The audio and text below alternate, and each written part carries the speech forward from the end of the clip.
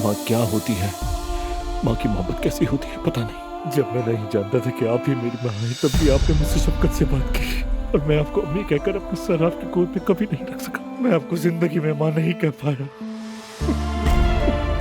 याद है बचपन में फराद भाई के साथ एक फिल्म देखी थी, मुझे तो याद है, एक कुंग फू फिल्म थी। उसमें 3 लड़ाका भाई भी थे और तीनों बुराई के खिलाफ लड़ते थे। मुझे तो लगता है हम तीनों ने वही कैरेक्टर समझ लिया है खुद को। अगर तुम्हारी ऑफर अब भी कायम है तो मैं तुम्हारे कहने पर सब कुछ करने को तैयार हूँ। शाबाश हसन, तो तुम सही रास्ते पर आ गए। मेरी कॉल का वेट करना काम समझा दूंगा। कहाँ थे तुम?